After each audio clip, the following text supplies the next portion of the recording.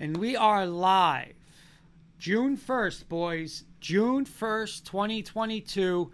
And look at this panel tonight. It is a packed show, packed panel. We're going to do quick intros. Mr. Siciliano, how are you? Good. I'm just still taking my people. I'm doing very well. Hope everybody's good.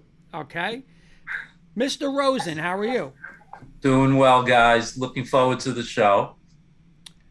Mr. Carson Shear, what's up, going guys? on? Doing well. Looking forward to talk some sports with you guys tonight.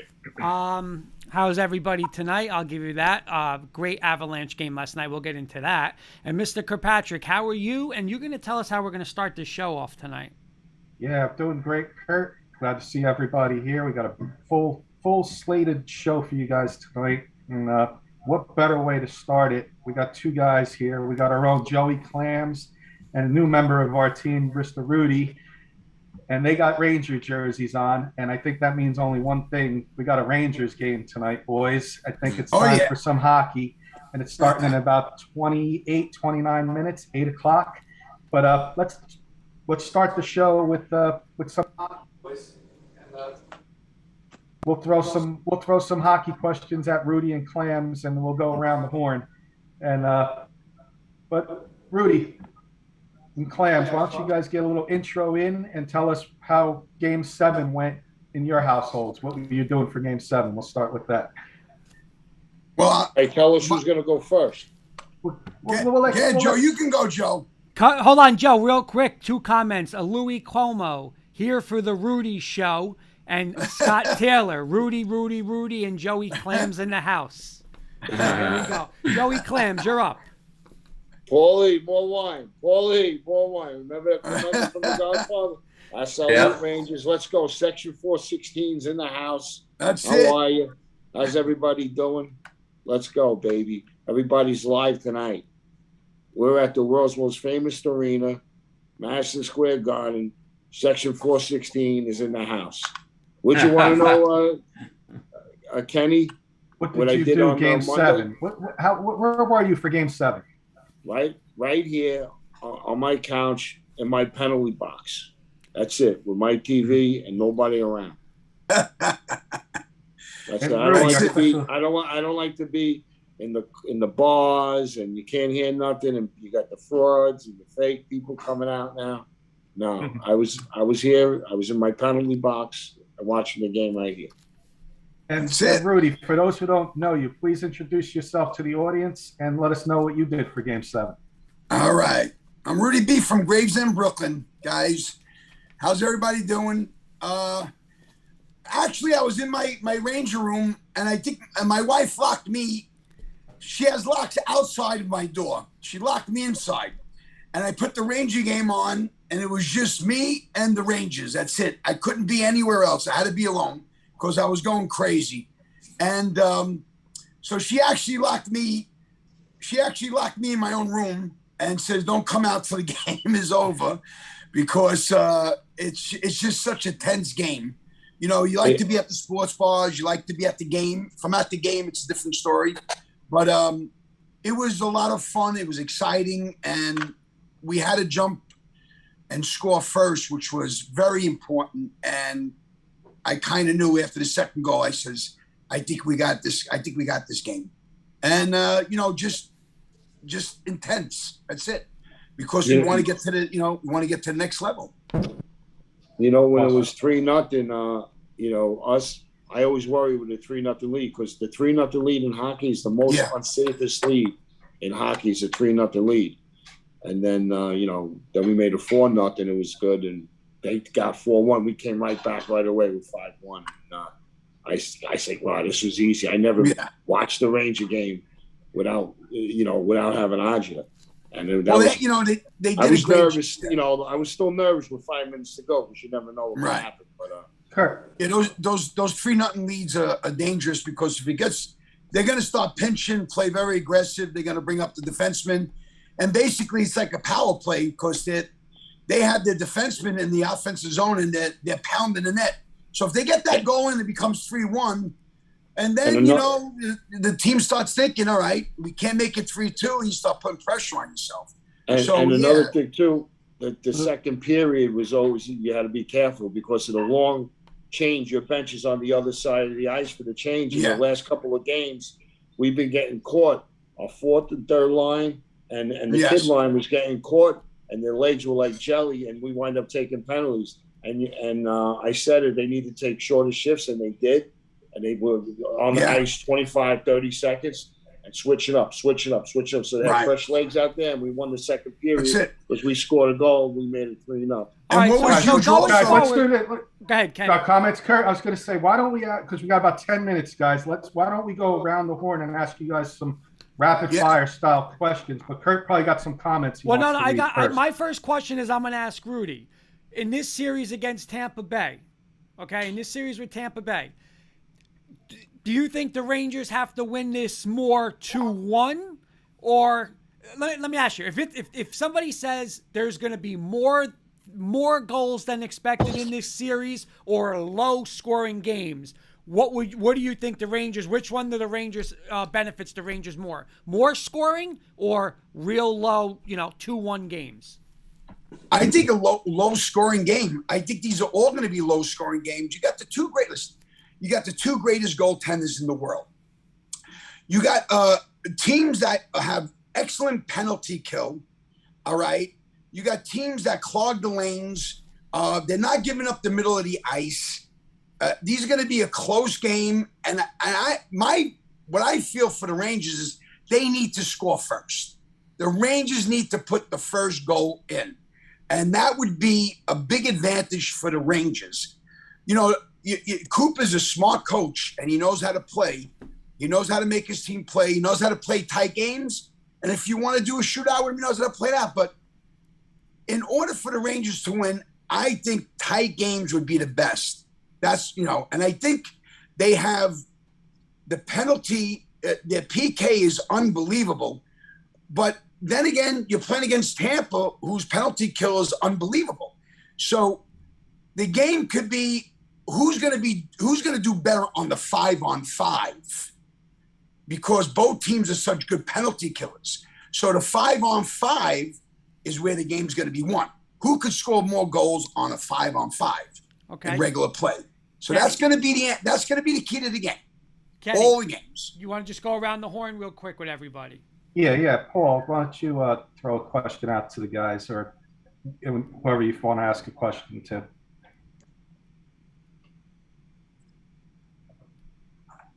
Paul, you there? Where'd you go? Paul, he's having some technical difficulties, it looks like. With you there, Paul? Go to Carson. We'll go to Carson. Yeah, I'll give it to Rudy and Joey Clams. On the Rangers, who would you say would be the X factor, a guy that has to step up for you guys in order to beat the defending champs? The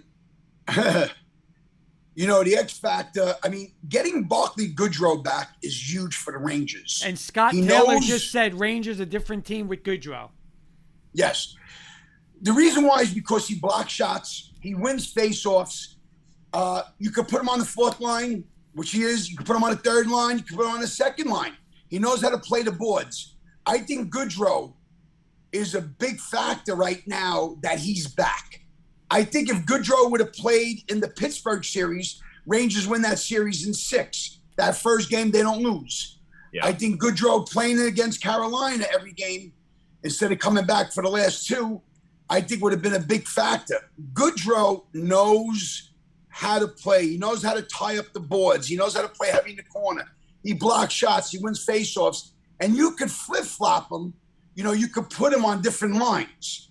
And also, the great, Shesterkin, the goaltending is what it's gonna boil down to. Because it's going to be low-scoring games. Who's going to give up that goal on 5-on-5? I don't see much scoring on the penalty when you're on the penalty. I think they cover the lanes really good. So the 5-on-5, who's going to be the better goaltender? But Goodrow is a key part right now. And it's good to have him back on the Rangers. And Kurt, just so you know, Paul's got some major storms down in Florida, so he's going to log off and try and come back on with us. Hopefully he can get back with us. And be safe down there, Paulie. Clams, what about you? Got anything you want to add? Yeah, I'm going to say it again, like I've been saying. Chris Kreider has to be consistent. He showed up. He showed up the other night. He set the tone right away. He has to. He's been a Ranger now for 10 years. He's been on the ice for 10 years. You know what? He's he doesn't have the C on his jersey, but he's our captain. He's the leader in there. He has to play the consistent and be physical. He has to play physical against his team, and everybody has to play physical. Stay out of the penalty box and everybody do their assignments. And I like the way the young kids are playing. Schneider, Andre Miller, the kid line is showing up.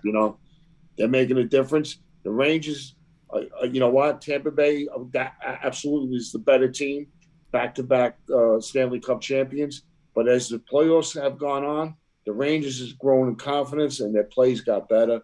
And the young kids are growing right now. You know what? There's no, waiting 2-3 years. We're here now. We're here now. Right now. Open the door. Open the door because we're here right now. Michael Maker saying, Michael McCord Maker, I don't know how to say last name, saying Rudy, Rudy, Rudy. Scott saying, Mike, we're going Rangers, money line, game 1. That's my son. I got to play for everybody for tonight, for everybody, for the fans out there. Kenny, should I give it now? Let me ask you a question. Let me ask my question first. Okay. Sis, did you have a question or you want to just... Yeah, I just wanted to ask Rudy's opinion on who's the more physical team in this series. That's a great question. Very great. They're both two physical teams. Tampa's a little bigger. Victor Hedman, they got the big bodies. McDonough. He's a cream puff, McDonough. He's a cream puff. Yeah, well, I would love to have that cream puff, Joe. Nah, he's like, let him stay where he is. Him and his wife. She don't like New York. She hates New York. But they both play physical game. The Rangers have played very physical since they entered the playoffs, and Trouba's big hits have been the turning point. If Trouba can get that big hit again, and get the crowd into it, that's going to be huge. But slight advantage to Tampa. They're a bigger team, stronger. They cover the lanes. Cirelli, McDonough. You got Victor Hedman. But I think the Rangers have more speed. I think they're a faster team. I would say they're a faster team. But I would say slight edge to Tampa as far as size and weight. They're big. So if you're talking speed Rangers, you're talking strength and size, advantage Tampa. Gotcha. And guys, the time's going fast. Kurt, that guy was right. What is this, the Rudy Show? It's the Rudy Show. There you go. I'm gonna ask a two-part question, guys, and then unfortunately the time's going fast, and I know it's a good thing because that means the Ranger game's about to start. My two-part question first is a rapid-fire answer, and it's about the Oilers Avalanche. Who wins that series? The second part of that question is, how do you stop Rangers or the Lightning? How do you stop that kind of offense as a defensive team? And if you needed to score 4 or more goals, would you be able to? Hey, Joe. You asking me? Yeah, Joe. We okay about the Avalanche and the Oilers. The Oilers would have a shot, but the goalie can't stop a beach ball. Yeah. I mean, listen, the Avalanche goalie, he's not stopping anything either, but their offense is so powerful. And, the Edmonton goalie's giving up too many weak goals. And with the Rangers and the Lightning, you got to hope and pray that the goalie stands on his head. And then you got to remember, too, the Avalanche, they never been here before. Tampa Bay's an experienced team. They're the favorite, as Vegas has them as a favorite now. It's not going to be a cakewalk for the Avalanche. They're going to have trouble, even with the Rangers. Even though they beat the Rangers in the beginning of the year, they schooled us. But we've grown since then. Yeah. And we got a better goal. And when it comes to the Stanley Cup, you better make sure you got the guy between the pipes. That's right. You're only as good as your goal. It's true. As far as the Avalanche in Colorado, both teams have no background. They're very similar. It's all about speed. You're talking about the greatest hockey players in the world going against each other right now as far as offense. And that's it. Colorado has the advantage. They're up one game. You know, I'm on the Colorado choo-choo train. And the bottom line is, right, they got a little better on the back end. Listen, they just come at you. They got 4 lines, and the Oilers really only have 2 lines. They have a little more depth. So I give the advantage to Colorado. I've been saying it since the beginning of the season. This team is, like I said, that's like seeing Metallica and Slay on stage at the same time. They just come at you and they beat the shit out of you. If you score on them 3 minutes later, within 3 minutes, they say, we got to score on you. And that's their mentality. They don't even need a goaltender. Colorado shouldn't even play with a goaltender. You know, that's how good they are. As far as the Rangers and playing against Tampa, this is going to be a tight game. There's not going to be no lanes to shoot the puck.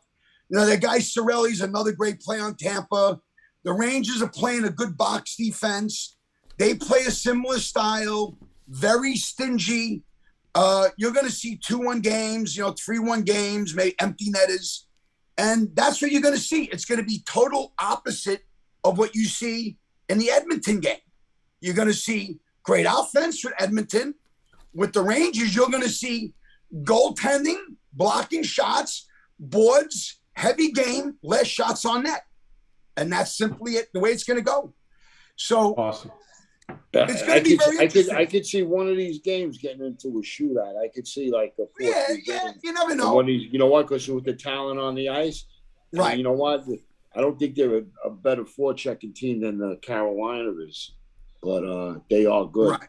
So Joe, why don't we do this? Give us your bet of the night. You wanted to give us a play, and then we're going to let you go and give the Ranger fans, fire the Ranger crowd up, Joe, and then we'll let Rudy, our special guest, we'll let him end what he wants to say to the Ranger fans. I get him up, baby. I get him up.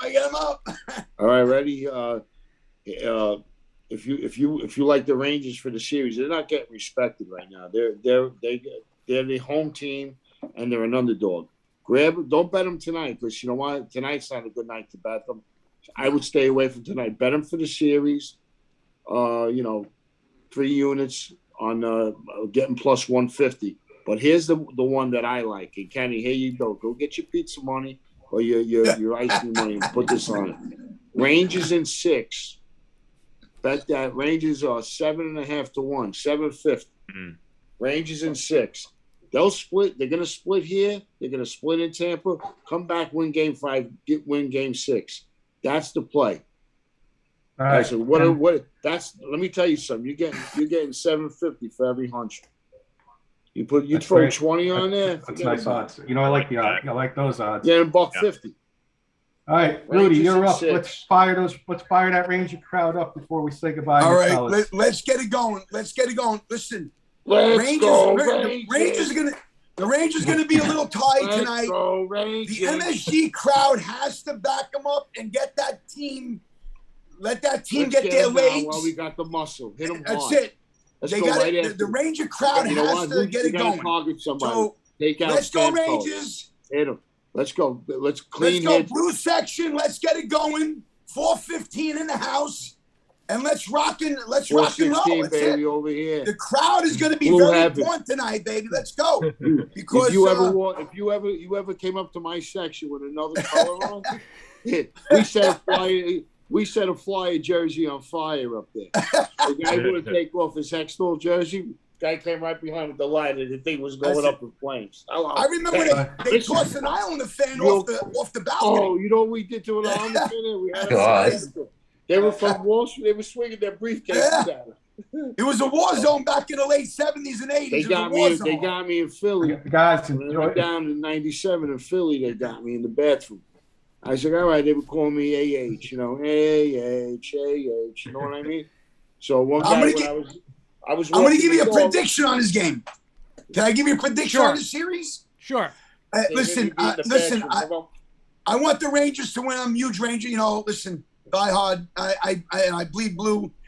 But if I say Tampa there's a chance they could win this in 6. But if it goes to 7, Rangers in 7. Okay.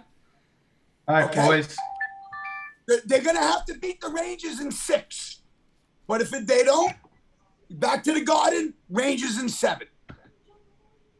Let's go, I'm Rangers. talking as a better and just bet the unders. Bring the under and overs up and bet the unders.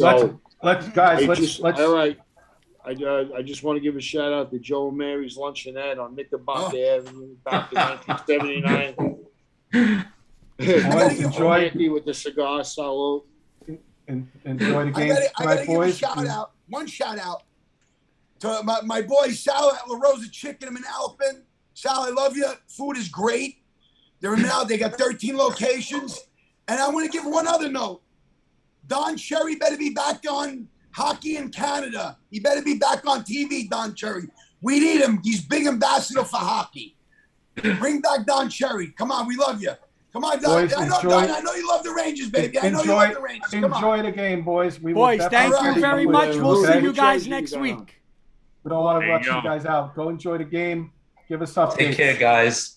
All right, guys. Catch you guys next week. Go Rangers. Let's go Rangers. Kenny, couple comments. I didn't want to real quick. Paolo is saying, "Where's your Flavor Flav Ranger necklace?" I think we saw it. Scott then said, "Joey Clams lock." Lou was saying, "Clams Casino segment." I like that. Paolo was saying, "Yeah, baby." Scott was saying, "Time to start off strong. Let's go Rangers." So there you go. All right. Well, that was Nice. that was definitely a fired up Rangers crowd. We had to bring them on first. Rangers are on. Definitely wanted to talk Rangers. By the way, with guys, those Mark Calderio is checking in saying hi. What's up, Mark? Hey, Mark. Again. Let's shift gears to NBA, and then we got Ryan coming in for some baseball with his scoop. Ryan Baseball Weekly, and then 8:30 I got a little special guest coming in from Colorado to do a Bronco Mania with Kurt. Okay. In between our Sis's Mind and Rosen's Roundtable as well. So that's what we got on the show tonight. We're a couple minutes behind schedule here, so I'm going to do these questions rapid fire, guys, and we'll get this done by 8 o'clock. When Ryan comes in, we're ready to roll. Talk to Carson. Carson wants to do some NBA questions, so I got some quick ones for you guys. I'll start how I got the first question. I'll start how I got on the screen. Kurt, you're up first. I'll ask everybody this question. Who were you more surprised to see in the finals, Kurt? The Warriors or the Celtics? The Warriors had to face the Jazz, Suns, Mavericks. Celtics had to face the Nets, Bucks, and Heat. The Celtics. Same question for Sis. I'm sorry, I wasn't paying attention. What happened? I'll get back to the question as soon as I'll go to you last on this one. Fine. So you can hear. Carson, who are you more surprised to see in the finals, the Celtics or the Warriors? Celtics. Paul, same question. Celtics. And Sis. The Celtics will win the whole thing, in my opinion. Fair enough. We're going to get that question. It's going to be our prediction at the last question I got. Next question, Kurt. Out of these players for the Warriors, who could be the unsung hero in this series? Poole, Wiggins, Otto Porter Jr., Kevon Looney, or I added today, Gary Payton Jr.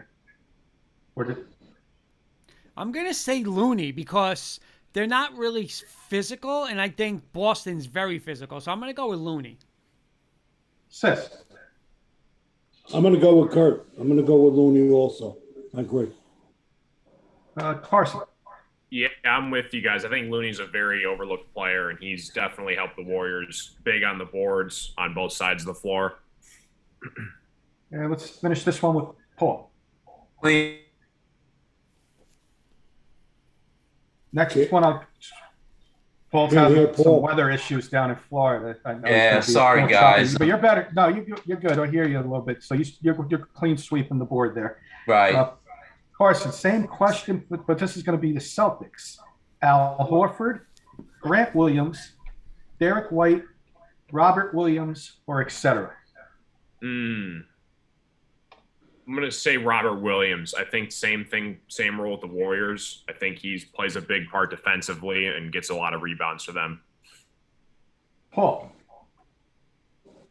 I'm going to say Horford. I'm going to agree with Paul on that one. By the way, I clean sweep with Looney, the Warriors. So I'm going to go with Paul on Horford in this one. Sis. Yeah, I'm going to go with Carson Williams. And Kurt. Yep, I'm with Sis and Carson. I'm going to go Williams. And Eddie Murphy is saying this, and I read this the other day, and I was shocked. Good evening, gentlemen. A fun fact. A former Knick has been in the NBA Finals for the past 76 years, including this year. That's a crazy stat. Wow. Wow, that is nuts. I saw that the other day. I'll start this one with Paul. Batman has its Robin. Who do you think will be the better sidekick in this series? Klay Thompson to Steph Curry or Jaylen Brown to Jason Tatum? I know Thompson is hurt, but I think not hurt, but he's not as healthy as he probably thinks he feels he could be. But I'm gonna say Tom. I think he's gonna rise for this final, and I think I'm gonna say Thompson. Gotcha. Kurt. I'm going to say Klay. I mean, no disrespect to Jaylen Brown, but like Paul said, I mean, Klay Thompson's a bad man, you know. I mean, listen, he takes over games. I score, what did he do? Didn't he do like something like 20 or 30 in a quarter? I mean, he's insane. He could be the best player out of everybody. So I'm going to go Klay. Sis. I'm going to go the opposite. I'm going to go Brown and Tatum. I'm with Sis. I think Brown and Tatum got something special going there in Boston, and I'm going to go with Sis on Jaylen Brown. Carson. Yeah, I would go with Klay Thompson. I think he complements Steph so well. You know, off screens, catch and shoot kind of guy. I mean, them are just a 1-2 punch that are almost unstoppable. Eddie's saying they're both inconsistent, but I would take Klay. Before I ask my last two questions, are there any basketball questions you guys want to ask to the panel? All right, we'll start with Sis. Prediction, who wins and in how many games? I think it's going to go to full 7, but I think a lot of people are going to underestimate Boston because of, Golden State's history. But when it's all said and done, in my opinion, Boston will beat them. You know, I'm going to go next. I agree with Sis took the words right out of my mouth, and I agree with him 100%. I hope we're wrong, because as a Knicks fan, I don't want to see the Celtics win another championship. So I want to see the Warriors win. I hope I'm wrong, but I think the Celtics in 7, unfortunately. We'll go to Paul. I've been saying the Warriors the last few weeks. I've got to go with them. I think it's going to be a long 7, but the Warriors. Go to Carson next. Yeah, I think Boston's playing with house money. There's a lot of pressure on the Warriors to win it this year. I do think they get it done, though. I would go Warriors in 6 games. And Kurt. I'm going to go I think it all depends on, how they, who can get the other team to play their game, right? If Golden State speeds them up, I'm not sure if Boston can play with that high-paced game. If they can get it half-court defensive game and pound them low, then I think Sis is right. You guys are right. But I'm going to take Golden State at home. I think, like Sis said, it goes 7, but I'm going to take Golden State at home. Okay, and then I got a 2-parter. I'll start with Carson. Okay. Who's the MVP, Carson, and who could be a sleeper for MVP? Wow. I think I would go the obvious choice in Steph Curry for the MVP. I would go a sleeper pick in Draymond Green for MVP. That's a good one. I like it. I'll go to Paul because he picked the Warriors. Let's see who he has.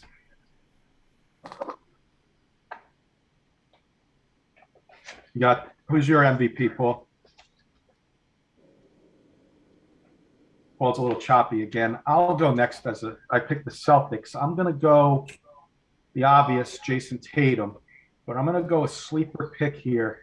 If they look at defense a little bit, if Marcus Smart can stop somebody, can stop Curry if he's playing Curry, or if he's on Thompson, if he could stop them, that could be a little sneaky sleeper if he could put up some offensive numbers. Kurt. Coach Breslin is saying, what's up, guys? Golden State in 6. His sleeper MVP is Wiggins. I'm going to go with Klay. Let's go with Coach. I'm going to go with Klay. I think, again, Curry's going to be the number one guy that they want to slow down. Marcus Smart can only play one of them. But Eddie's saying Wiggins sleeper, Clay MVP. I'm going with Eddie too. Clay Thompson MVP. And Sis, wrap it up. Yeah, I think it's, in my opinion, again, pretty obvious. If Golden State wins, they're going to give it, even though Clay probably deserves it, they'll give it to Curry. And if Boston wins it, I think Tatum will get it. Yeah. And Paul, you there or? Yeah. Okay, who's your MVP and sleeper? I'm going to be typical Curry. And I think a guy coming off the bench, Golden State Poole, is going to be sneaky sleeper. So I would go with Poole as a six-man coming off the bench. Awesome. Guys, got anything else basketball? With a quick little basketball review. We don't have a New York or Detroit team in the finals, so we were able to go a little faster with NBA this week. That being said, if we're finished with basketball, I want to roll right into our next sport and our next guest. Again, we're moving tonight. We got a lot of guests, guys. And Kenny, I got to give you credit. You're 8:01. We're on time. Again, the Rangers, all due respect, they deserve a little extra time, so we gave that little extra time. I'm bringing a guy who doesn't need any introduction, but we're going to introduce him anyway. Kurt, and I'll let you do the introduction as always. Okay, we'll wait till he comes in. By the way, Eddie Murphy's saying with Marcus Smart covering Curry, he only shoots 29%. So, guys, we have with us Ryan Scoop Woodhams. Ryan, how are you, my friend? How's everything? I'm well, Kurt. How you doing, sir? All right. You know what? My first question is going to be this. It's not even it's a rapid fire, not even baseball one. How was week one in real life out of college? This week went by very fast. I was very surprised by that. Okay. But it's been nice. And also, before we get to baseball, I just something bigger than that. I did see the other day, right before Memorial Day, I did see Sis post about his father. I just want to express my gratitude for his service, and for the service of any and everybody who is related to all of y'all. It's a very sometimes it's a very challenging time in America, but there's a lot to be grateful for, and I'm very grateful for their service. I echo that Thank you too. very much. Well said. Thank you. Well said. Kenny, you want to go around the panel? I got one for him. Yeah, let's start with you, Kurt, and I'll do the order that I see it on the screen. So it'll be you started off, and then I'll direct traffic on who's going to ask Ryan some rapid fire baseball questions. Ryan, again, the New York Mets are hot, right? 35-17. I know Paul's smiling there. And I know everybody always says, like, trade deadline, what can they add, and stuff like that. Give me two players, okay? Two players. Again, we don't have to say Juan Soto, but two players that you think the Mets could add realistically that could push them over the top and have them competing for a World Series. I have the answer. Go ahead, Ryan. Sorry about that. So as for the Mets, they're in a unique situation. I don't see a ton of places where they're, truly hurting right now. I think that they're probably a team that can benefit more from depth acquisitions, maybe get a couple of guys to put in off the bench for like late game pinch running and all of that. And I mentioned this in the beginning of the season when I first talked about the Mets on here. I think that they could definitely benefit from maybe one or two bullpen arms, but that's pretty ubiquitous. There's a lot of teams that I think could benefit from that. That might be the one area where I'd say, get someone else in there just for a depth purpose. But I don't think that there's a ton of places where I look at it and say, oh, this could be a real Achilles heel for them coming to the playoffs. Okay. Can I answer? Oh, sure, Paul. Two guys that they can add and will add. Jacob deGrom, Matt Scherzer. Of course. There you go. So, I'll take those two, add them. I'll take it August 1st. 2 more, and I'll be happy, man. Absolutely. Sis, I know you had a question for Mr. Scoop over here. Yes, I do. In your opinion, and I know you're a Yankee fan also. Yes. Is Hicks and Gallo killing us right now? in the lineup? Are Hicks, they sure out every time they're up? Hicks is killing us, and I think is killing fans watching him. But the Gallo thing, and again, I know that I was on the Gallo train earlier this year, and I still am. Although he does make it difficult sometimes. The Aaron Hicks thing, we saw yesterday, and we've seen a couple times recently. I'm not quite sure why we don't just run Aaron Judge out in center field. Honestly, we talked about center field as a potential need. I'm not sure why we don't just run Aaron Judge out there at the position. I think that he right now is the most capable and most successful player that we're running at that is capable of running that position. I do think Gallo, has shown as recently as a couple weeks ago that he can be a very impactful bat in the lineup. So I have more faith in him. Hicks, this is his second consecutive year, just not really doing much offensively. And it's more of a concern with me for Hicks than it is for Gallo. So that would be my way of approaching it. I would run with Aaron Judge in center field, limit the amount of times Aaron Hicks is in the lineup to start the game. Maybe utilize him as a defensive and pinch running force later in the game.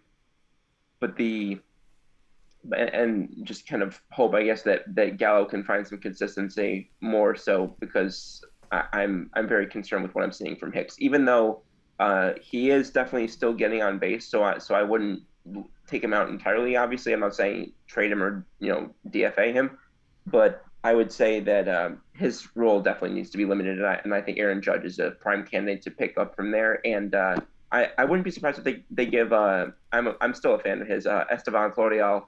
I wouldn't be surprised to give him some more playing time in a couple of weeks as well. Thank you. Great job, Ryan. Carson, how about it? Got a question for Scoop? Yeah, for sure. Hey, Ryan, hope you're well, dude. Likewise, if the Carson, season thank you. ended today, give me your AL and NL MVP. If the season ended today, you said? Yeah.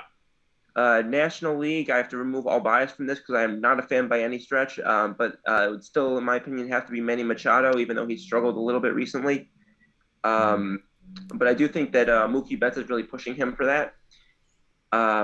Betts has really come on recently. He's got 15 home runs, which is easily the most in the National League. Walking 12% of the time, he's not striking out a lot.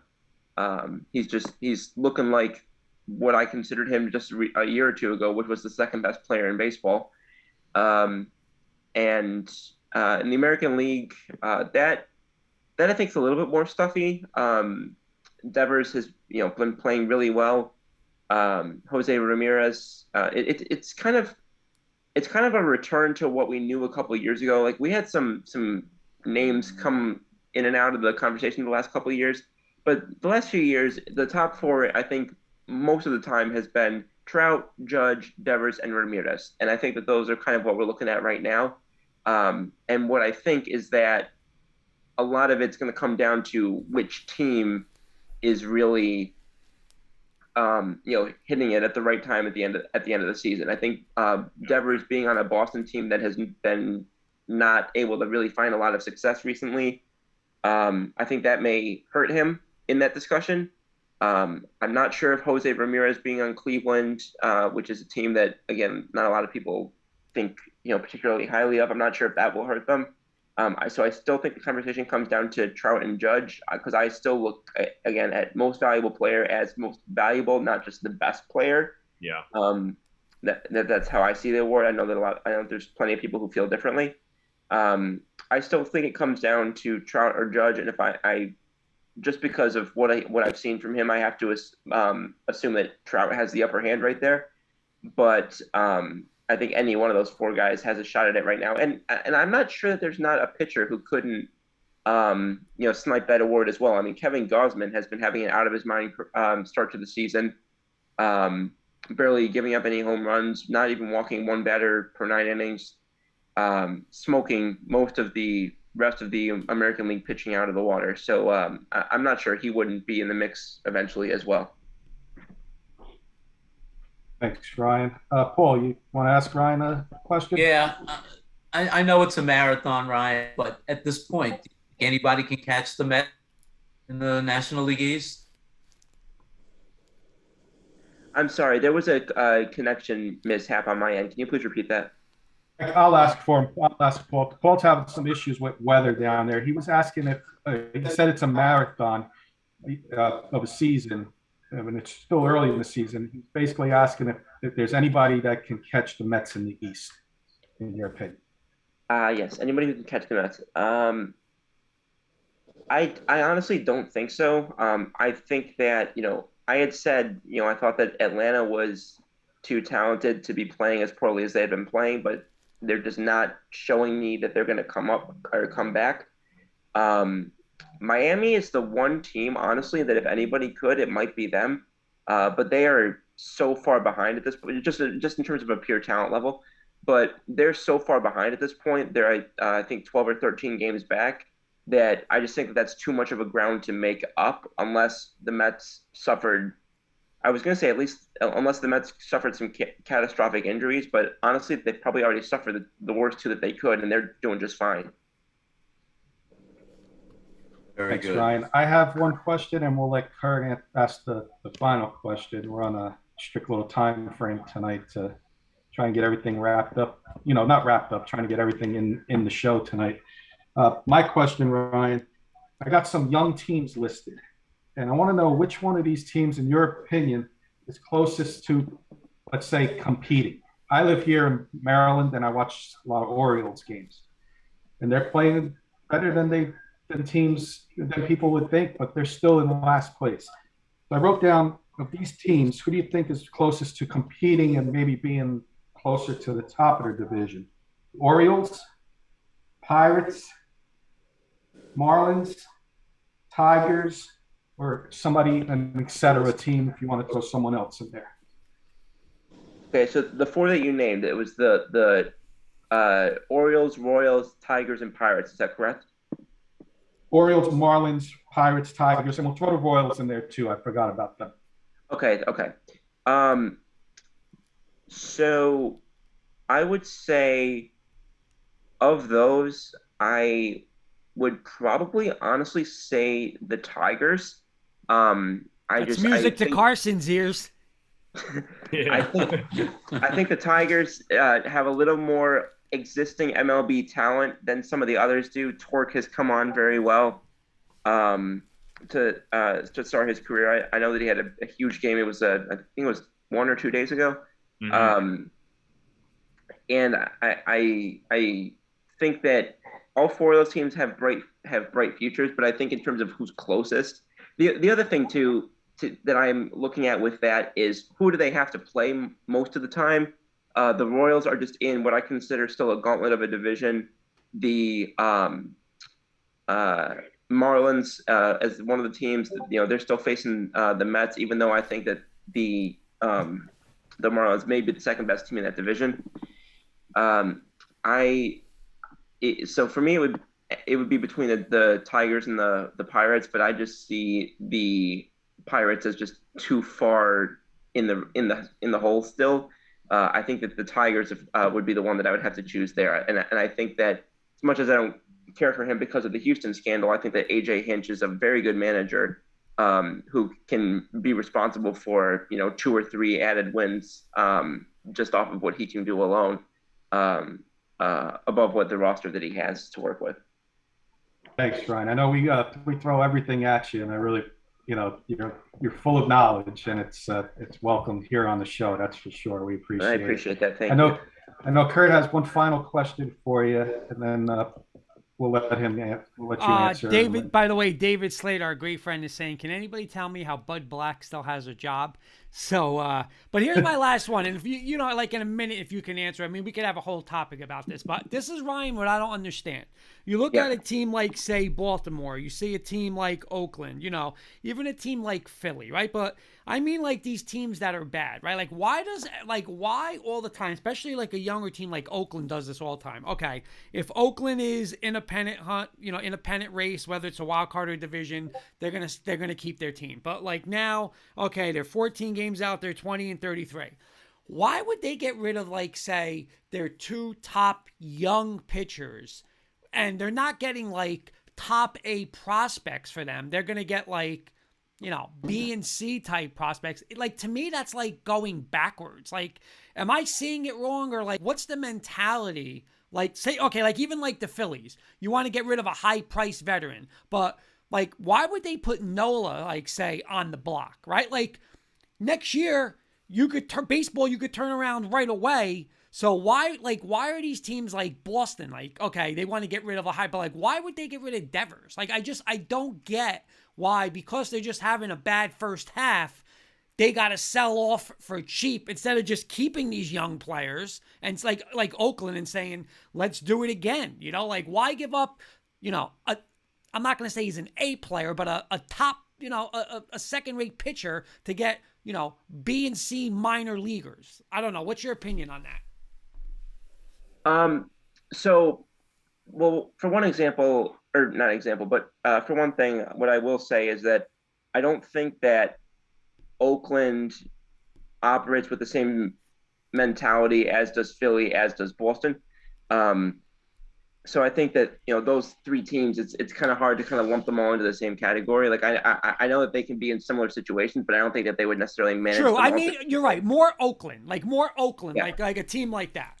Yeah. Well, so this is a conversation that I have with people, and it's so interesting because you've got three small market franchises in Oakland, Cleveland, and Tampa Bay, and they all handle it very, very differently.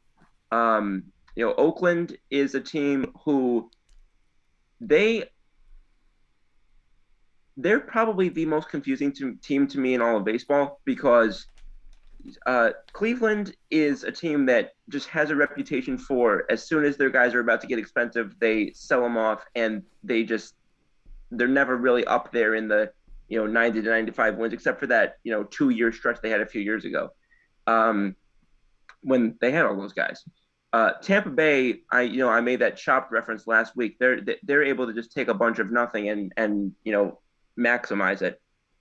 Oakland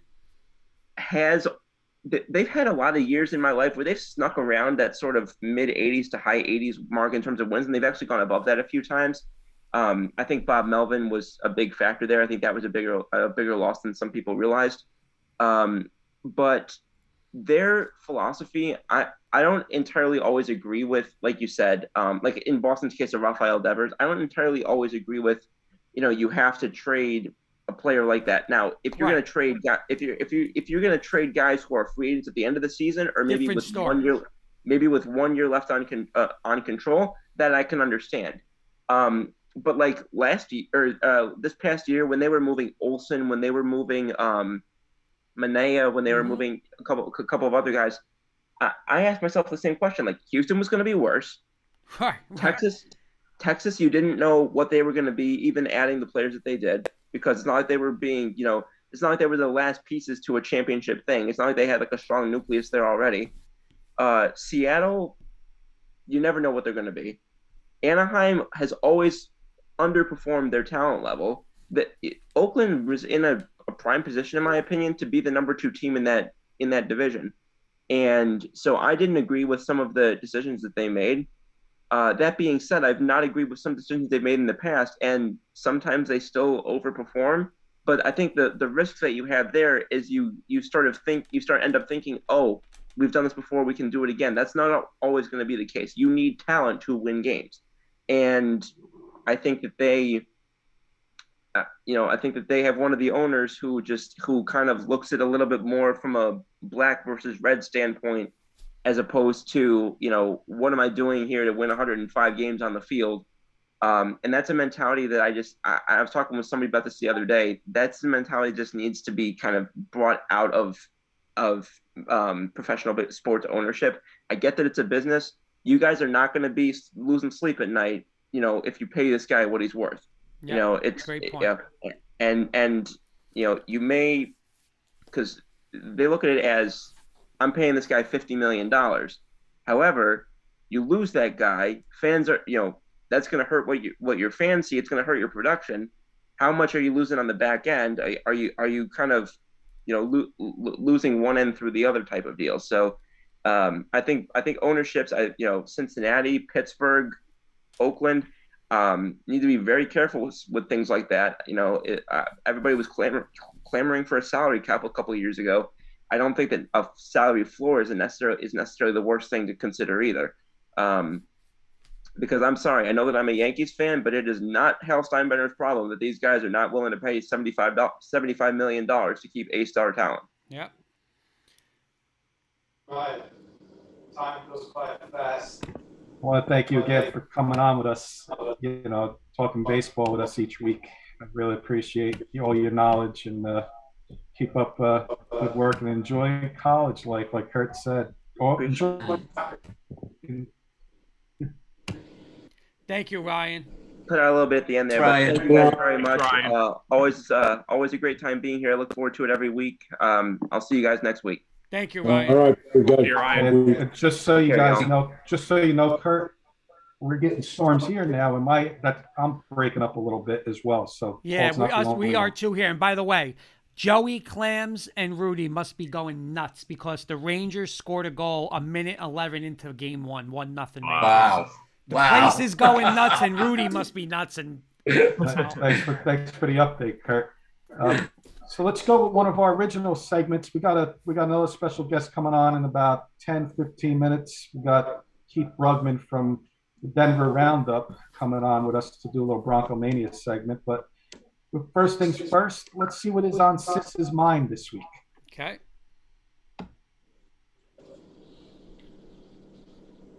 Good evening, everyone. Okay, we're going to start with Carson, Paul, Kenny, and Kurt. Okay. And watching these games now, as we all have, obviously, the hockey and the basketball, it's a yes or no answer. Do you really think, because I don't, home field makes any difference? Carson. Yes. Paul. Does. Yeah. Kenny. Agree with the guys. I'm going to say it does. I don't even have to ask Kurt. Don't even ask me, because you could argue here for an hour. No, of course. Well, again, Boston, whatever. Okay, you're entitled to your opinion. On this panel, Kenny, you might have to mute yourself, Kenny, because Sis is breaking up because I hear your echo. Okay. Same order: Carson, Paul, Kenny, and Kurt. Who on this panel has the highest IQ? Carson? I'm afraid to answer that question. God. Wow. I got to go with Eddie Siciliano. Paul? Let's say Mr. Bronco. Kenny? I'd be stupid if I said anybody but Eddie Siciliano. He lives with me, so it's definitely Eddie Siciliano. Kurt? I'm going with the youngin'. I'm going Mr. Carson Shear. Nice. Tell you what, so am I. There you go. Okay. Same order: Carson, Paul, Kenny. In a steel cage match between Kenny and Paul, who would win, Carson? I'm going to go with Paul. Thanks, Carson. Paul. Kenny will kick my ass. Okay, Kenny.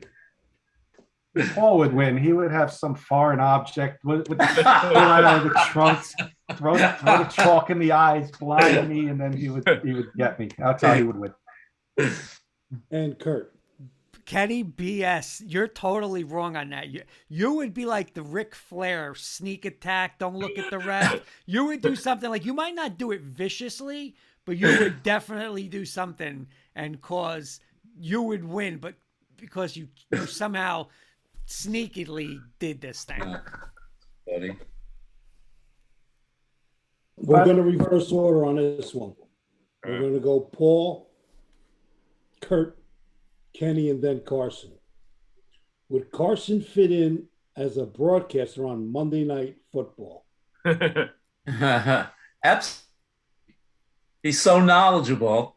He would absolutely fit in. And he would probably Kenny? take half of what Troy There Okay. you go. Kenny? Joe who?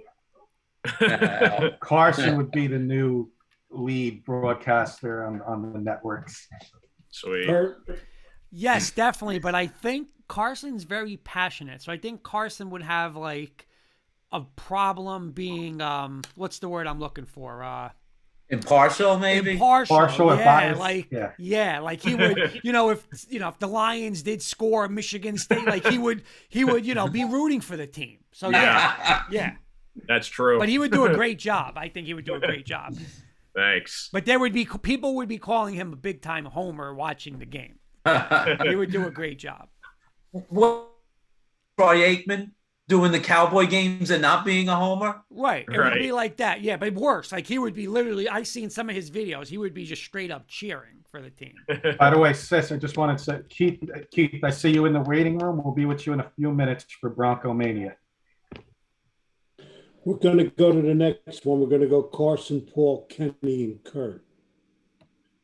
What is the average in days, weeks, and months that Kurt sticks to anything that he sets out to do?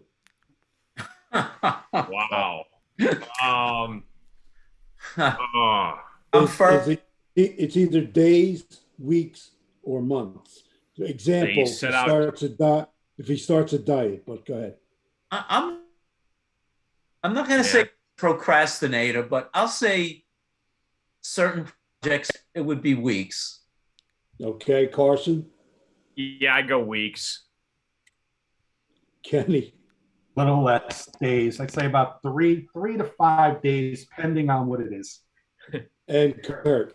Honestly, it really depends what it is. Like if you're telling me I got to get up 7 o'clock to go to the store because the Broncos are on at 1, I'm doing that I'll do that for months. But if it's a diet, I'm probably going to do it days. So it really depends on what it is. Yeah. Okay.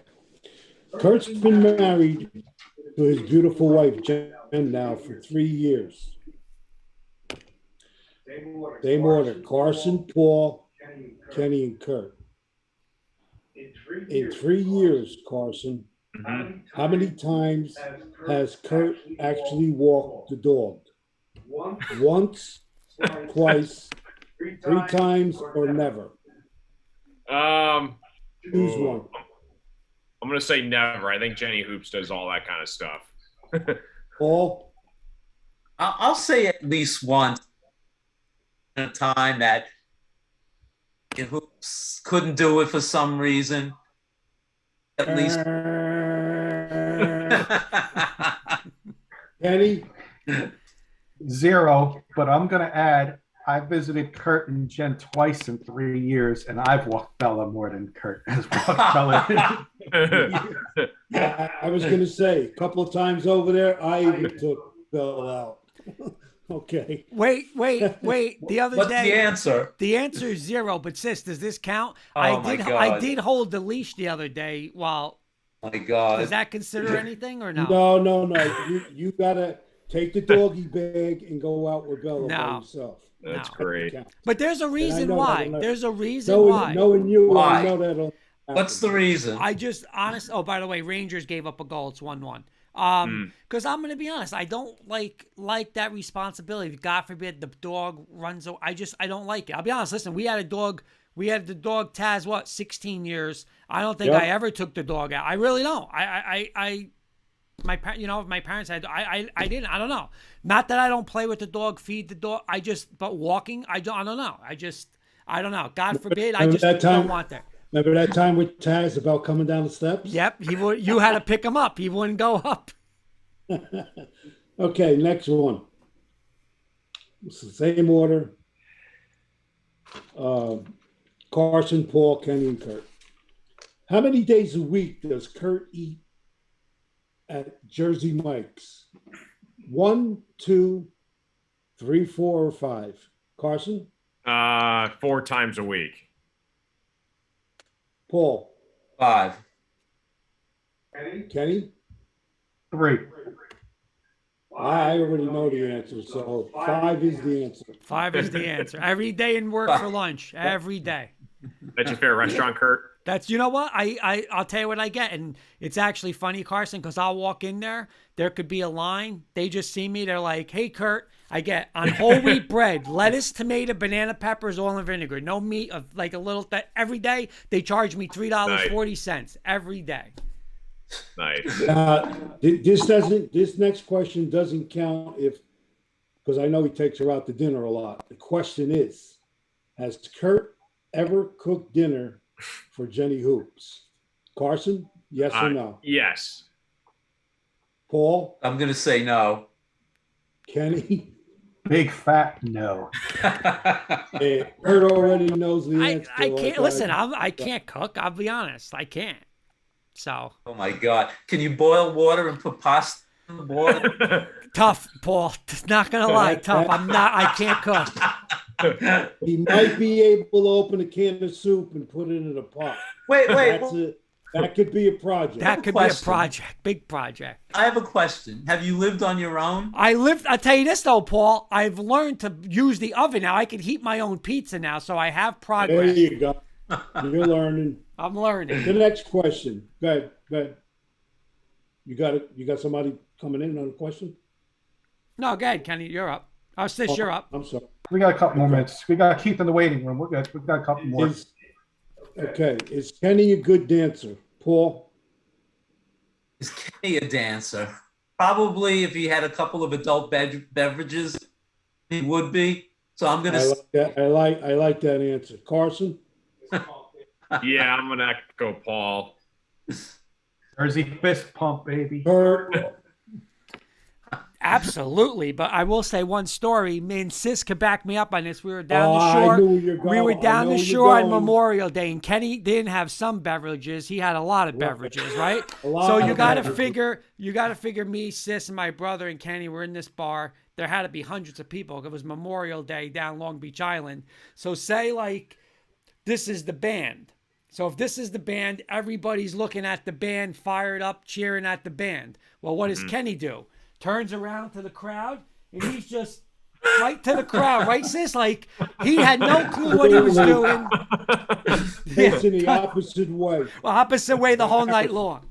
He That's didn't know who the band was. He didn't know where the band was. No. He didn't know where he was. Yeah, he didn't know where he was. But yeah, I give him very high grade for dancing. Absolutely. That's great. But yeah, he could dance. Okay, back in the day. Well, Carson's he's still in the day. He's 22. But this goes for me, Kurt, and Paul and Kenny. Who picked up more chicks? Paul, Kurt, Carson, Kenny, or me? We'll start out with Paul.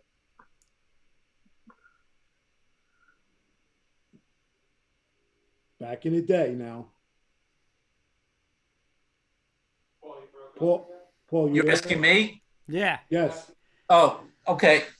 I know how many but I think I'm looking at this ladies' man. So I think he's going Sis, Kenny. It's going in and out. Carson? Yeah, I go Sis, you as well. Kurt? I didn't even know Sis back in the day, but from what I know of him, I'm picking Sis. Kenny? Paul knew not to say himself because his lovely wife Ruby's probably watching. So Paul's a close second. I'm going to say Paul's a close second, but Sis definitely back in the day. That was way before I knew her. Hey, Kenny, you think he's got a storm now? That internet would be out in seconds if he said himself. Permanent internet. No more internet. All right, 2 more. When Paul goes to the beach on an average day, how many hours does he stay? 1, 2, 3, or 4? We'll go to Carson. I'm going to go 2. And we'll go to Kurt. 3. Kenny? I'm going to say an easy 4. I'm going to say longer, but we'll ask Paul. How long?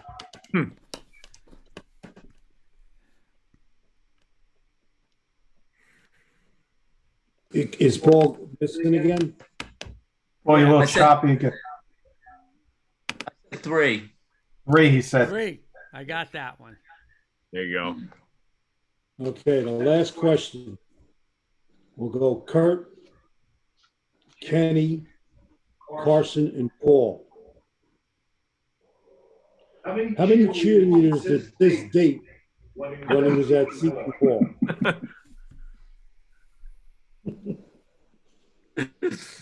You give it. Am I just throwing out a number? Yeah, like, 5, 10, 20, 30. I'm gonna go 6. Well, you're way off. Next. Go ahead, Carson. 50. Paul. 7. Kenny. The whole cheerleading squad and the cheerleading coach. That's wrong, brother. I do have one more. I want to get this in because Kurt always does. I'm gonna go Carson, Paul, Kenny, and Kurt last.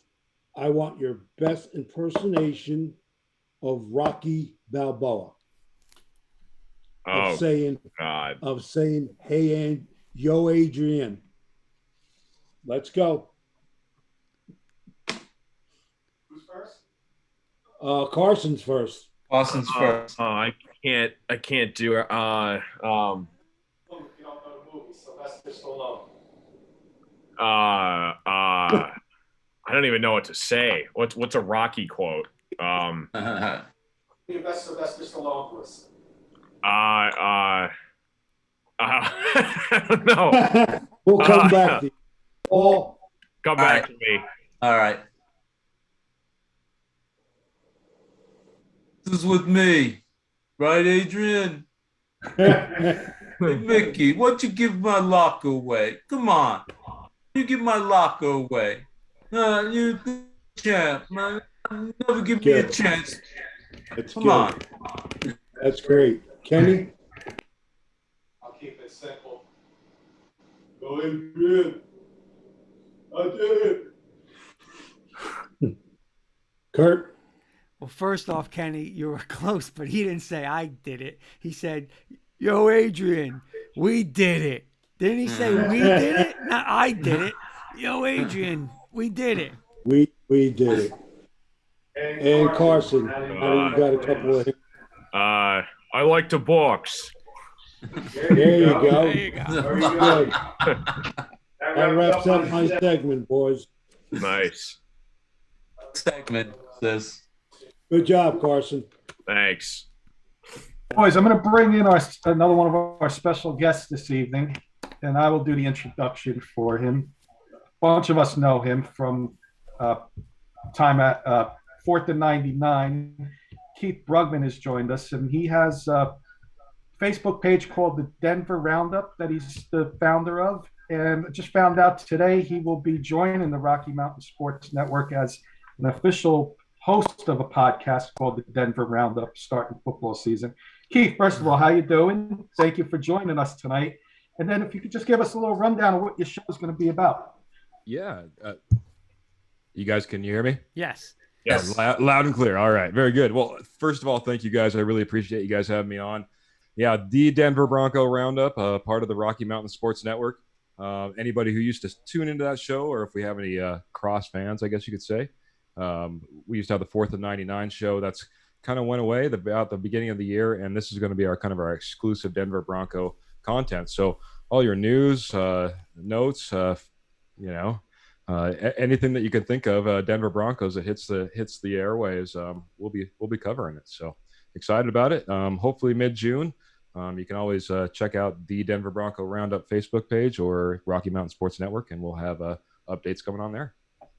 Thanks, Keith. And I want to also shout out Willow Seasonings. Our good friend Dave Slade commented earlier on a nice competition.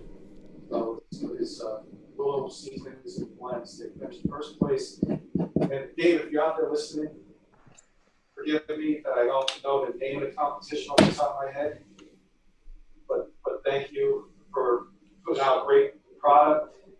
Sweet Heat won a major competition, so congratulations to the Willis Seasons.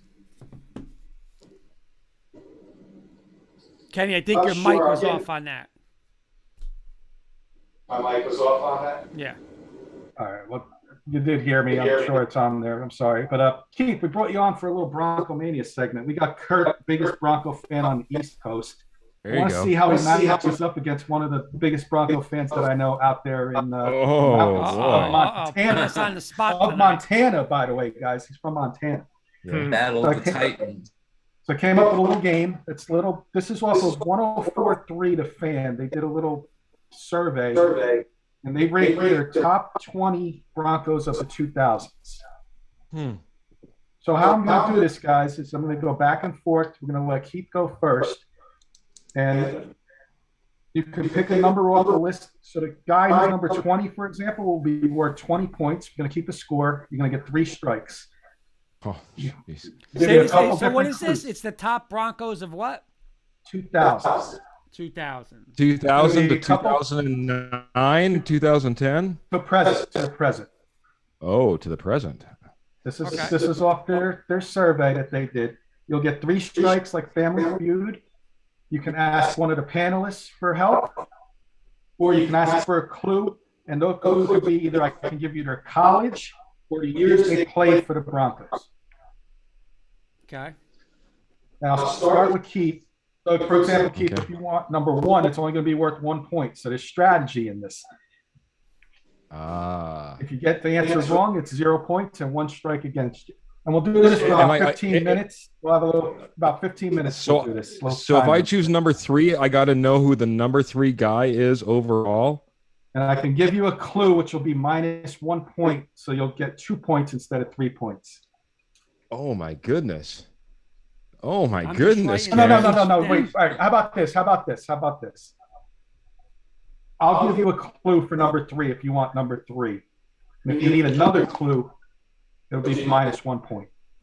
I'll give you the college they played for.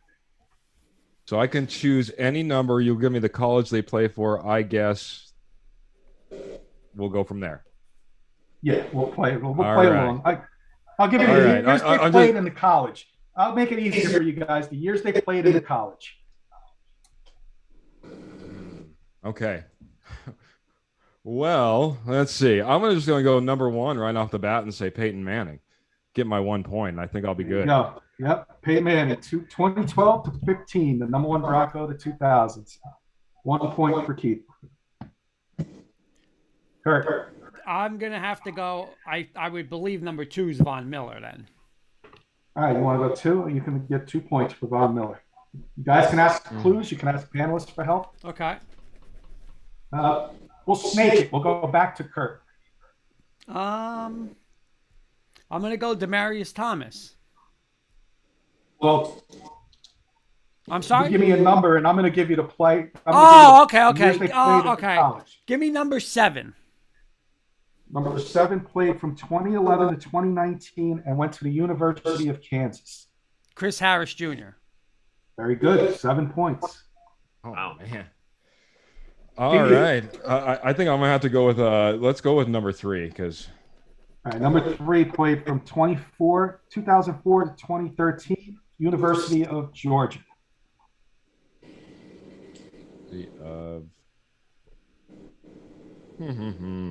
I'll take a clue from the panel if anybody has one. I'll give you a clue that will help. It'll be minus 1 point though, so you'll get 2 points. That's fine. He played cornerback. He was a corner. Oh, I'm so terrible at college. I don't know. I guess I get a strike, buddy. You want to steal then, Kenny? Can I steal that? You can steal. I'm gonna have to go Champ Bailey. Champ Bailey's correct. Yeah. Should have asked the group there. The panel. Man. Jeez. Kurt. I'll go number 6.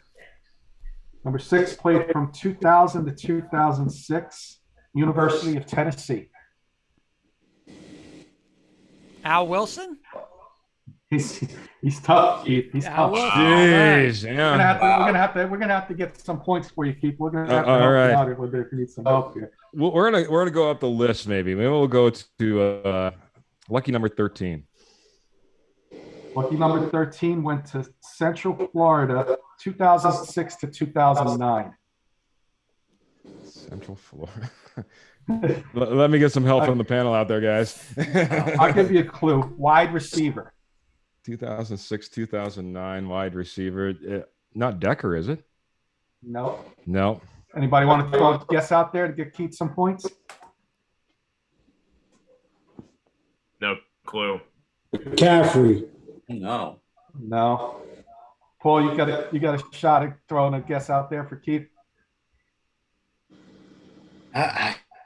Paul, Sorry, Keith. No, it's all right, guys, man. I tell you, he didn't bring me in on an easy one. Ooh. we're gonna have to help Keith out a little bit here. Paul, Kurt, you gonna steal? I'm gonna just I don't know if I'm right on this. I'm just going by the receiver. I'm gonna say Brandon Lloyd. Brandon Marshall. What was the other? Wasn't there Brandon Lloyd too? Oh yeah, Brandon Lloyd, former he's San on the Francisco top 20. 49er, came over. Yeah. That was a good one, Kenny, Mr. Marshall. I'll take 8. 8 is going to be kind of easy, I think. Well, some of these are kind of easy, in my opinion. 28 to 2014, Boise State. Clady. Yeah. I had him on my list. All right, Keith, come on. Let's get you some big points here. All right, buddy. I'm going to give you number 19, Keith. I'm going to help you out. All right. Wow. 2010. You want to answer for me too? 2010 to 2011, University of Florida. What years? I'm sorry. Say again. 2010 to 2011. 1 year, University of Florida. It might be a typo. Aqib Talib? Quarterback. Left-handed quarterback. Oh. Oh. Tim Tebow. We're Thank helping you. Keith out. Wow, came in at 19 points. Come get me now, buddy. That's it. Right back at you, Keith. Let's see who I want to give you on this list. 9 points, Keith. All right. He played from 2014 to 2017, University of Kansas. You just said his name. I just said his name, huh? You just guessed him a minute ago. And I'm sorry, say again where he. You just Eric Decker. Before Tebow. No, before Tebow. You just guessed him. I give up, buddy. I don't know who You're he killing said. me. Yeah, who'd I say? You just said Aqib Talib. Oh, and he went to where? We'll pass on that. We'll pass on that. No, go back. I want to know where he went to school. Come on, man. Where'd you think He went to school where Chris Harris went. Dang, I had no idea. I forgot about that, Kenny. You're right. Kansas, right? Yeah. Yeah. All right, Keith, we'll let you pick a number. All right, let's go 16. 16 went to Troy University. 2014 to 2016. Little edge rusher. Elvis Dumerville? Close. He's on that list. I'm gonna try and get you these points. Who was that, Kenny? Played on the Cowboys, Paul.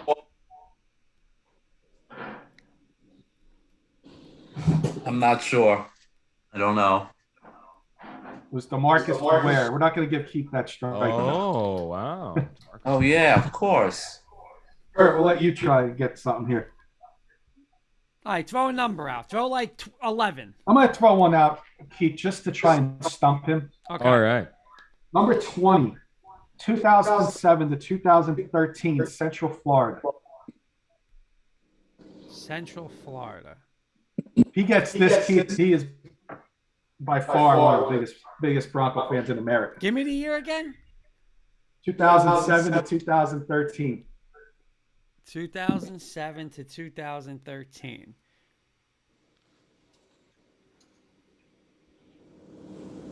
It's not.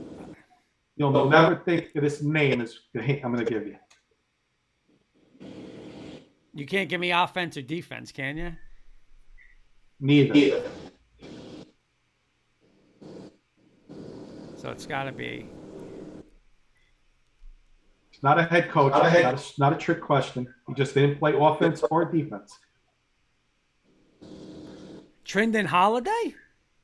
Nope. It stopped him. Matt Anybody want Prater. to take a shot at it? Matt Prater. 20 points for Keith. That's a good one, Keith. That's a good one. Nice. That was good. Do a couple more, and now we'll see how we'll just do the list. All right. This ain't going as planned. You know, it's just trying to do something a little fun here. Appreciate it. Who do I want to give Keith here that he might get?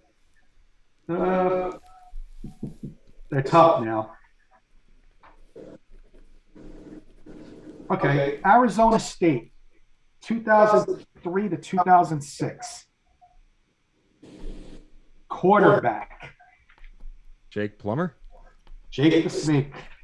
Jake the Snake Plummer. Yeah. Go up and down the list, Kurt. We'll see if you can. We'll start with you. We'll see if you can get this guy. And guys, you can chime in too. 2016 to 2018. Georgia Tech. He played with them more than that. Demarius Thomas. Yeah, he played with them more than 2-3 years, right? Yeah. Yeah. Yeah. I don't know why they did that on there. He probably came in with, he was with Tebow. So what was that, 2010 or he was with Tebow's rookie year. Yeah. Okay. Next guy on this list went to Michigan, played 2000 to 2005. Defensive player. Number 5 on this list. I'll give you too many hints, Kurt. We just throw them out when you guys know it. Michigan defensive player? Defensive player. Lineman. Michigan? Defensive lineman? Defensive lineman number 5 all time since 2000. I have no idea. They got Trevor Price. I thought he was Clemson. Kenny's with his fake information again. Look that up. I thought it was Michigan. I'm going. Al Wilson, Chris Harris, Ry Clady, Aqib Talib, we all guessed. Missouri Southern College. 2000 to 2006. A wide receiver. Rod Smith? Rod Smith. Wow. Nice. A name Keith said earlier, 2006 to 2012, Louisville. I believe he was an outside linebacker. He could have been an inside linebacker. I'm not sure. Keith said him before. Oh, yeah. Blue suede shoes. Doomerville. Yeah. Little offensive lineman, Boston College, 2000 to 2007. Matt Paradis? Nope. No. Kurt, got a shot here?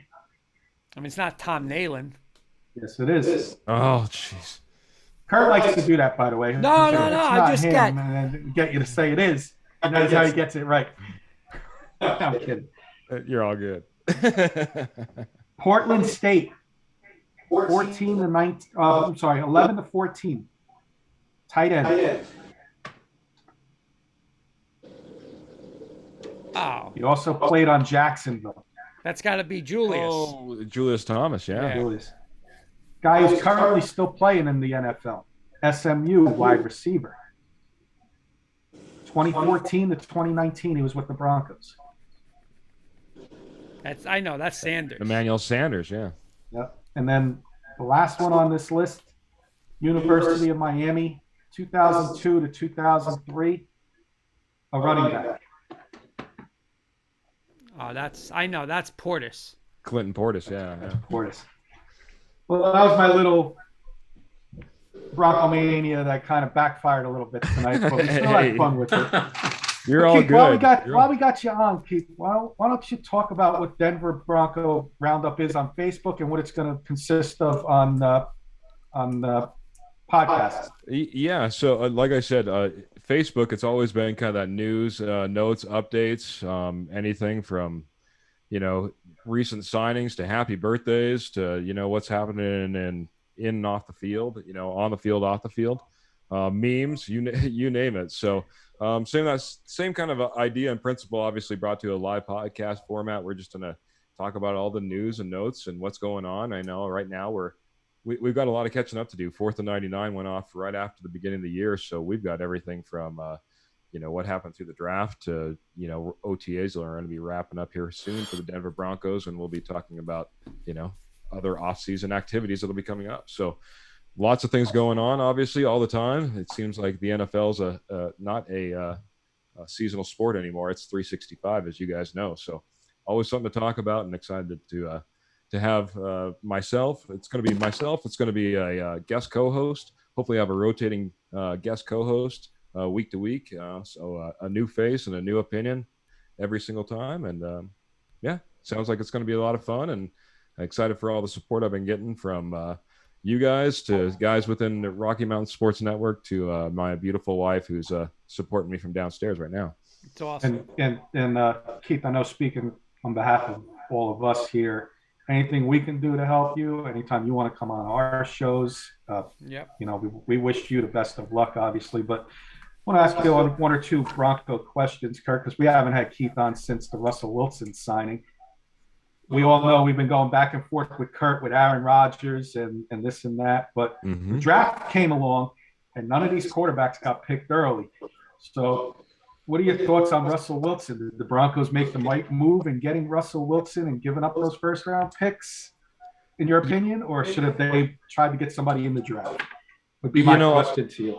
All right. First and foremost, I always like building ground up. If it was up to me, yes, I'd love to go out there and get a rookie quarterback. However, honestly, prospects this year, and I'm not even overly excited about next year. I'm not a big Alabama quarterback fan. I'm sorry, sis, but they don't always pan out.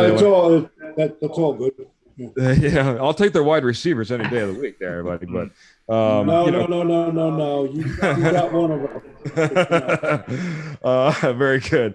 But when it comes to QBs, again, I'm not too excited about what's coming up or what was in this draft and even what's coming up. So Russell Wilson is one of those once in a lifetime opportunities to trade for somebody who's still in their prime. Still going to be able to go out there and give you, in my opinion, 5 to 7 years, just depending upon his health. And with the early signings that George Payton, I think he's just a master GM, did in getting both Cortland Sutton and Tim Patrick under contract, our two big wide receivers before the wide receiver market blew up. I think it's only going to help us because we are going to have to sign Russell Wilson to a longer-term contract here very shortly. Kurt, you're the Bronco guy. Why don't you throw something at Keith real quick? Who would be one player? Comments or something. Who would be one player that's not on the Bronco team, right? Whether it's a linebacker or another corner, one player realistically, if between now the trade deadline, if they ever became available, you would be like, that would be the missing piece for this Bronco team. Mm-hmm. I had to see really what's out there and what I'd really want. But one place that we've been looking at, and you probably know this time after time, is that inside linebacker. Will Josie Jewell come back and be as healthy as he was? Will he be still the dynamic player that he was looking or trending to be? I'm not sure if that's the case. We all hope that. Justin Sternard is his backup. And that's a big leap from that position. So, that inside linebacker, I'll reserve the right to pick out a guy. But, if we could fix that position, you look at the rest of this squad, offense and defense. It's tough to find some holes. So, yeah. I'm I got one more for Keith, Kenny, one more. And again, I know it's, it's a pipe dream, but I've heard some people say, yeah, I heard other people say no, like they wouldn't do it. If Christian McCaffrey ever became available and I want to come home, would you bring him home? And again, whether it's him and now Javonte Williams, you play him as a wideout. He's going to cost money, but if you could do it financially, would you put McCaffrey on this offense, and how would he fit in this offense? The fit could be amazing. You really look at what the spread offense looks like and what that running back is being asked to do. Not only does he have to be able to pound it up through the middle, but you want to really get him to those outside edges and start catching those passes. Christian McCaffrey, healthy, would be fantastic in this offense, but that's my reservation. This guy was beat to death in Carolina, and he's taken some major injuries. As much as I'd love to bring a McCaffrey back to the Denver Bronco backfield, I don't know if I could do it. It would really be kind of that reverse trade. We were talking about Champ Bailey, right, and Clinton Portis. Yeah. You know what I mean? I mean, would you give up Pat Surtain for McCaffrey? I wouldn't do that. You know, can't. So even if the compensation was even better, what if they were throwing in a first or a second? You know, right? And, I just think I think you could get someone closer to a McCaffrey than find another Pat Surtain right now. Fair enough. Fair enough. Now I love McCaffrey. Don't get me wrong, but I wouldn't give up Surtain. I mean, he has potential to be a shutdown, lockdown corner, and I just think that's a little more important than another running back right now. I know you guys have some. Excuse me. What's the only reason, Kurt, you got him? Tell me. Because you want him. He's Alabama. No. How did they get him? Think about the draft, the way the draft went. Oh, that for Surtain? Yeah. If who from Dallas didn't go where? Oh yeah, Devontae and all that stuff, right? Attaboy. Parsons. I wanted Parsons too, but I would take. I know you did. I wanted Parsons. I'm not gonna lie, but Surtain is a nice. I don't know how you can call him prize. But yeah, I mean, how can you call him consolation? But I like him. No. That's like ham and cheese with hot mustard. By the way, I'll tell you this, Keith. You go on Denver Broncos website. You can find any jersey, Russell Wilson, blue, orange, white, anybody you can find. You know the one jersey you can't find? Pat Surtain. What's that? Pat Really? Surtain. Yeah. Wow. Unless you're getting a triple X, you're not getting a Pat Surtain jersey. Blowing up. Really? So, Wow. I have a question for Keith, Kenny. Sure. Keith, it's probably the craziest, wildest off season probably any of us have ever seen in football. Obviously, there's a lot of comings and goings in the AFC West, which is probably now the toughest division. In your opinion, who is the team that at this point you think is the biggest competition? Yeah, if I heard the question, the biggest competition I think in the AFC West is changed just a little bit. I think that, and I said this as soon as Patrick Mahomes got his big contract, he's going to start losing some talent around him, and I don't think you can really dilute what Tyreek Hill brought to the Kansas City Chiefs. He just opened up so much for him, and I think it's going to be a huge loss. I don't care if it's Hardman or Pringle or whoever they have that is going to try to fill that hole for them. It's not the same. Tyreek Hill is an elite athlete. He is the cheetah. So for me, I think it switches over to San Diego. They had already a fantastic offensive presence, and their downfall last year was defense, and they 100% addressed that through the draft, through off season. I mean, it'll be really interesting to see it all come together. You know what I mean? It wasn't that long ago. We were talking about a Raider that going to the Bears that was absolutely just taking the league by storm, and all of a sudden he disappears. Right? He's now a San Diego Charger, and that's a little scary for me. So every game's going to be a struggle in that division. So good luck. Yeah, thank you. I appreciate that. It'll be fun. The ups and downs. I mean, this is the first time we can really get excited. Maybe, get one of those 10-7 seasons, get into the playoffs. It's been too long for our Broncos, so I'm excited. Carson, anything you want to ask off the top of your head to Keith, if you think of anything? Yeah, Paul kind of stole my thunder, but I'll ask a similar question. Nice to meet you, Keith. Awesome. No, you're good, Paul.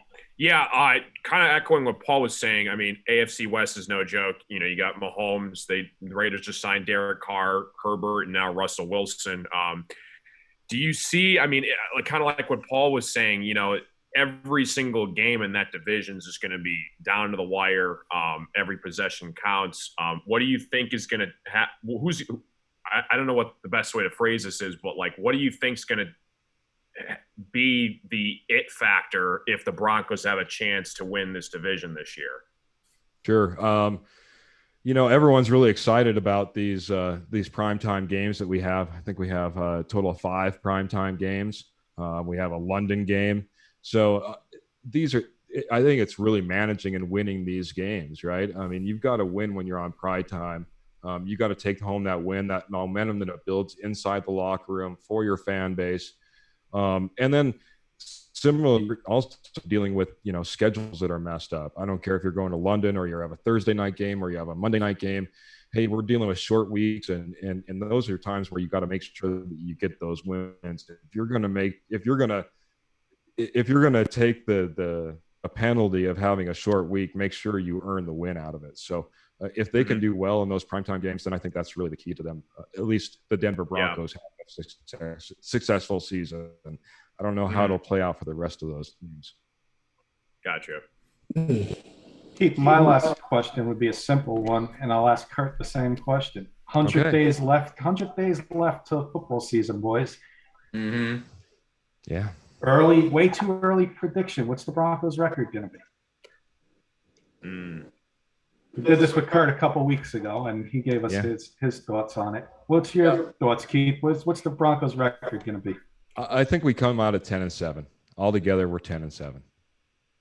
It's a tough division. It's going to be tough to get wins out of it. I'd love to say that we could get 11, 12 wins, but I think we're much better than an 8-win, 9-win team. I think we can get to 10-7. I think that's enough to get us into the playoffs. By the way, Kenny, Jimmy Eiserman saying, "What's up, guys? Hope all is well." He's saying the Superchargers win the West this year narrowly. Defense will win the division. He said Denver can also swipe the division. He's going 11-6 for Denver's record. I think that's what you had, Kurt. You might have even. I went 12. I went 12-5. Go high or go home, right? Go big or go home.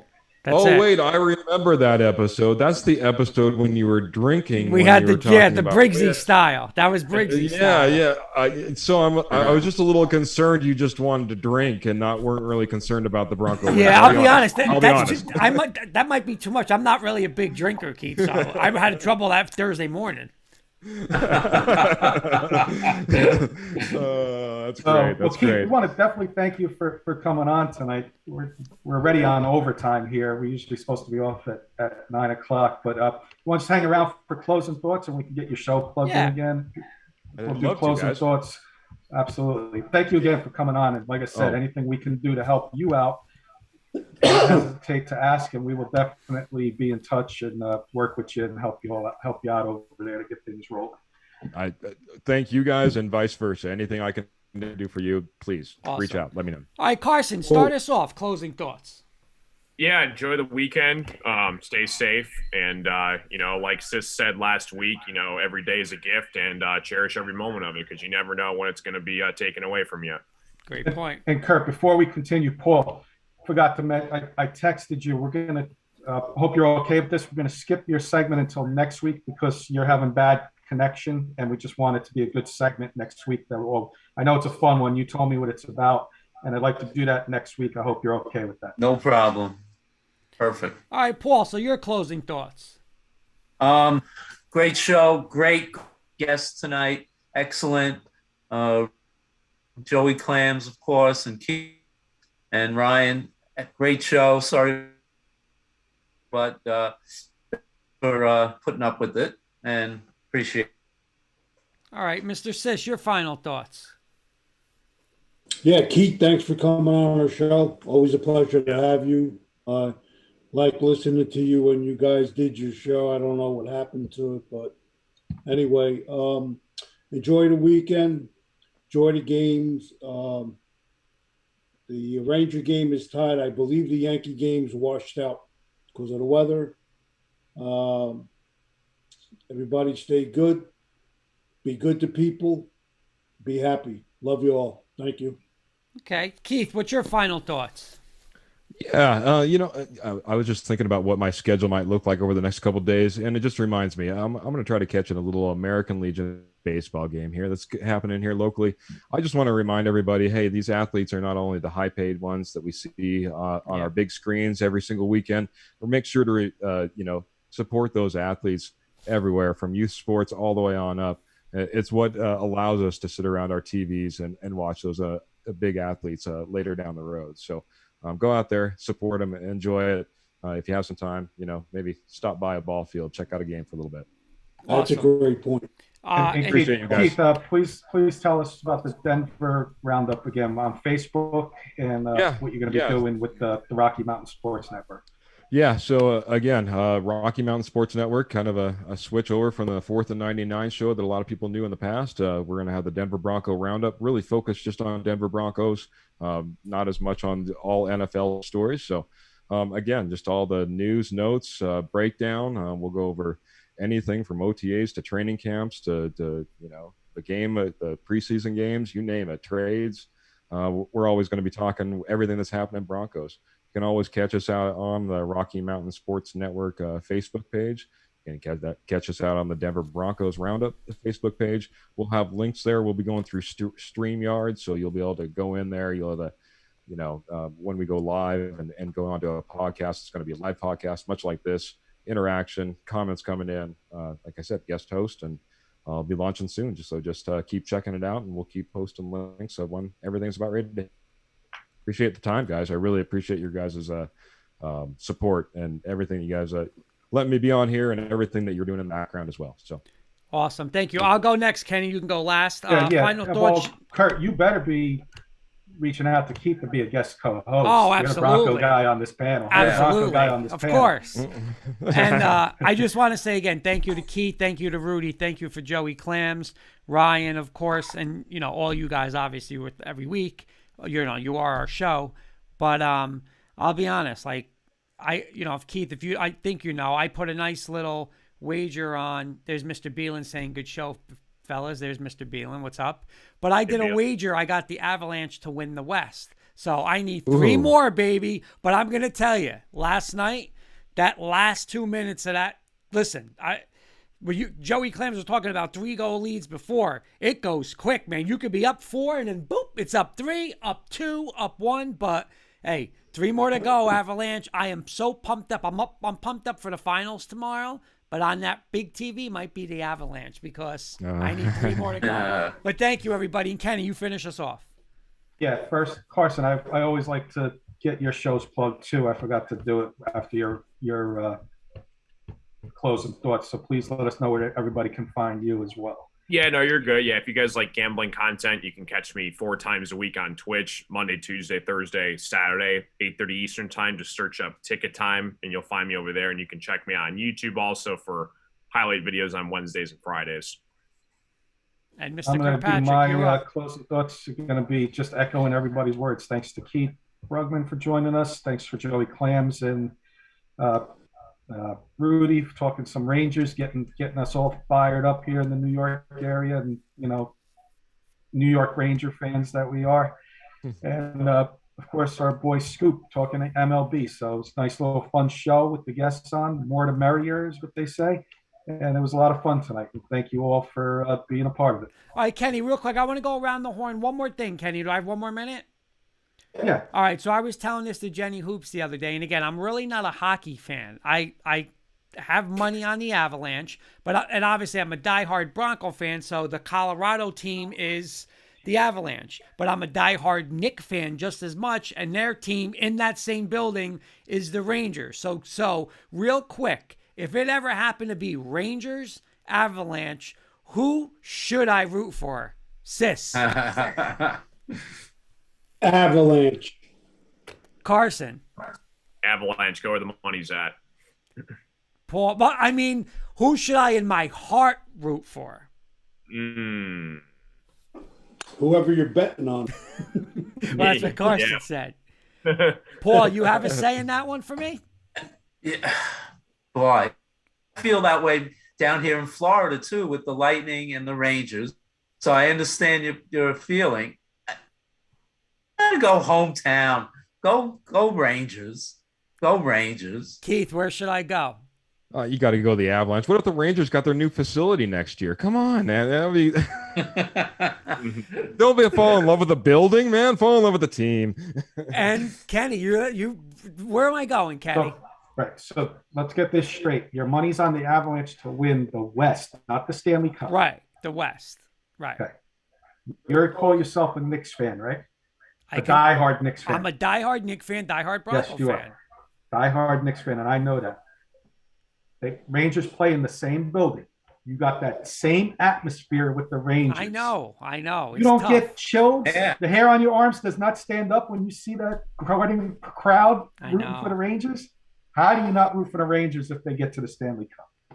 It's got to be the Rangers. As Joey Clams was saying, "Let's go Rangers." It's both of my towns. That question cities. will be asked. That question will be asked of Rudy and Joey Clams next week.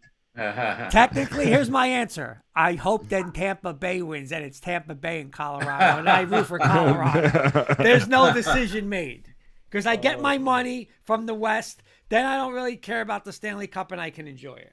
Maybe I'll change my answer. Maybe you should get your excitement from the Rangers because it might be a while before you get that excitement from the Knicks, Keith, buddy. I know. I'm sorry, you know. Hate to say it, buddy. I know.